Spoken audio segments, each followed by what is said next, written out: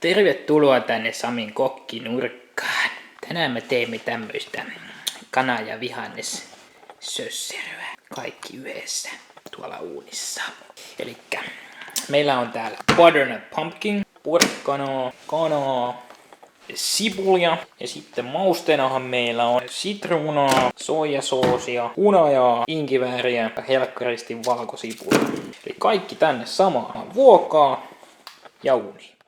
Ja eli tosiaan kun pilkotte tätä sipulia, niin ihan rennosti vaan puoliksi ja sitten tosta. Ne on mukavan kokoista palasta siellä niin sitten. Ja tosiaan mitä meillä tulee tähän maustehässäkkään. Eli tästä nyt vähän gingeria, eli inkivääriä. Melko hienoksi. Tän saa vetää melko hienoksi. Niin, eli sinne inkiväärit on ready. Sittenhän meillä on täällä tätä kynslaukkaa. Eli valkosipulia. Ja tosiaan sitä laitetaan reilusti. Valkosipulia on hyvä. Ja siitä vaan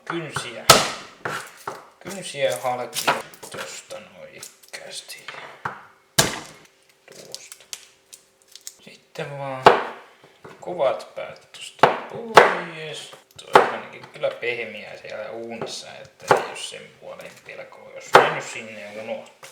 Sitten minäkin vaan eka veittelen tosta ja sitten hienoksi. On inkivääri ja valkosipuli valmiina ja niin.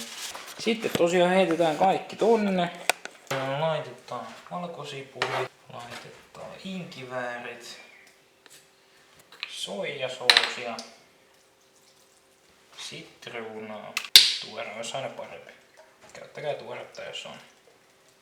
Sitten me tarvitaan vähän öljyä, suolaa ja musta pippuria. Se uuniin semmonen vartti 2-2-5. Sitten kanat. Sitten tosiaan laitetaan vielä kanat vähäksi aikaa maustehässäkkään. Eli laitetaan maustehässäkkään kanssa vähän soijaa, sitruunaa, oikeastaan samoin mausteina. Ja hunajaa aika reilusti. Johan räkki. No ihan kun kävisin paskaa. Ja sitten kun tosiaan saan puristettua ne hunajat sinne, niin kanaa rintaa tosiaan tuosta noin. Ja tämähän on täällä Australian mante, täällä Down Under. Melko halpaa Coles supermarketissa. Perus kanarintaa, niin $9 kilo, eli euroissa se tekee sen $6 vähän päällekin. Niin katsotaan vielä, jos täältä löytyisi jotain erinomaista maustetta. Tosta vähän juustokuminaa. Juustokuminahan on hyvä mauste. No paprikahan nyt on aina perus. Sitä ei paljon ole. Mutta kyllä me näille pärjätään jo. Pikkaa sen tuosta oikein extra virgin oilia sinne sekaan. Sitten vaan hyvä miksi. Ja mitään ei tietysti mennyt pöydälle. Mutta se on aika lailla siinä. Kana. Tässä vaiheessa voi katsoa vihannekset. Todennäköisesti ihan hyvältä. Juu. Ne on pikkaisen pehmennyt, mikä oli tarkoituskin. Eli sitten vaan kanat sekaan.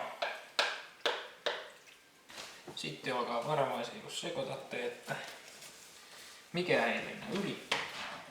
Niin kuin meikäläisellä yleensä käy.